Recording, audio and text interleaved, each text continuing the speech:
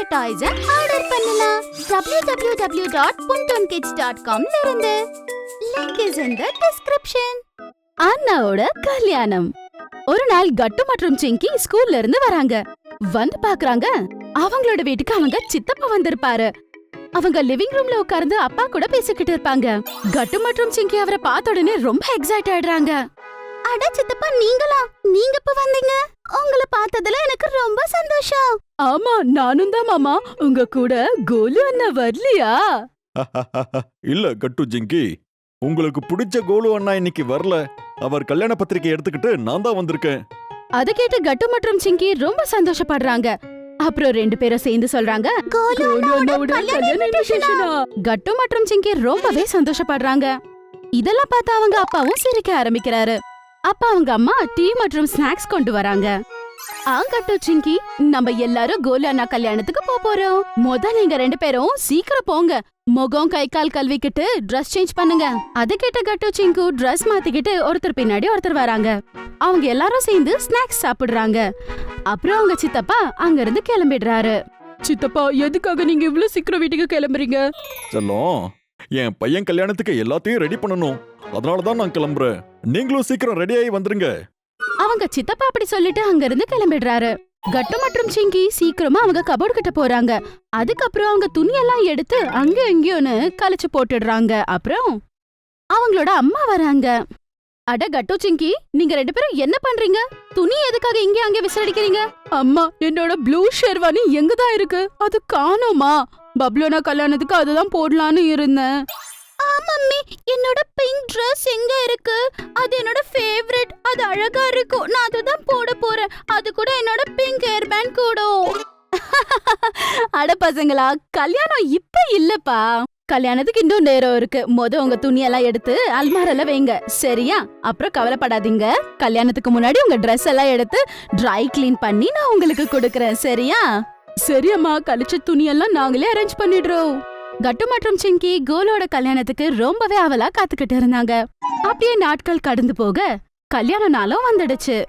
கல்யாணத்துக்கு கட்டு சிங்கி அவங்க அப்பா அம்மா எல்லாருமே சூப்பரா ரெடி ஆயிட்டு போறாங்க.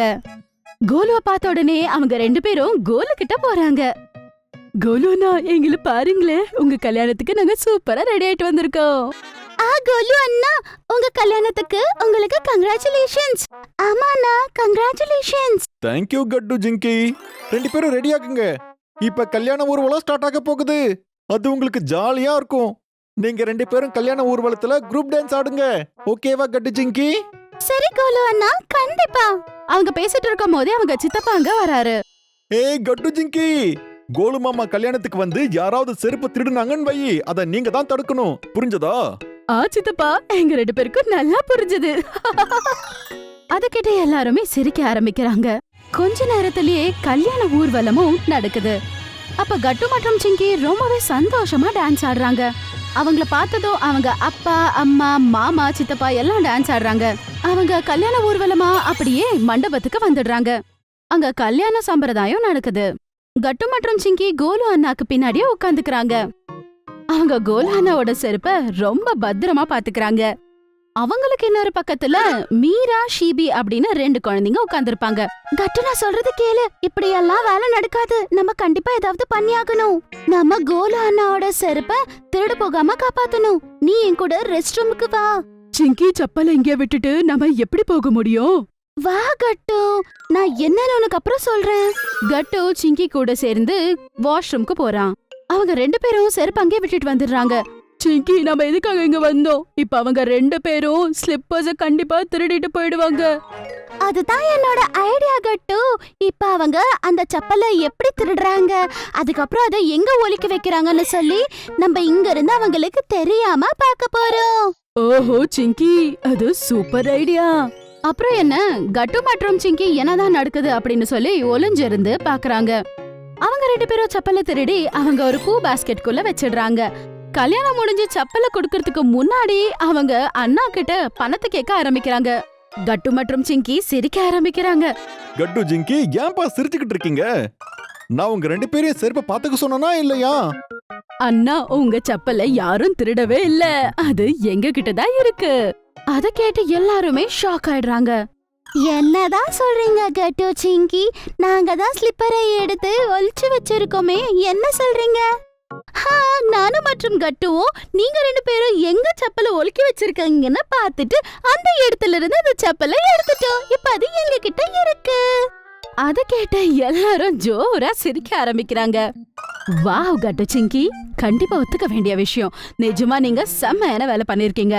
ஆமா கட்டு சிங்கி, இன்னைக்கு நீங்க பண்ண வேலைய பார்த்து எங்களுக்கு ரொம்ப சந்தோஷமா இருக்கு. நீங்க 2 பேரும் ரொம்ப ஸ்மார்ட். நாங்க கூட ரொம்ப என்ஜாய் பண்ணோம் தெரியுமா?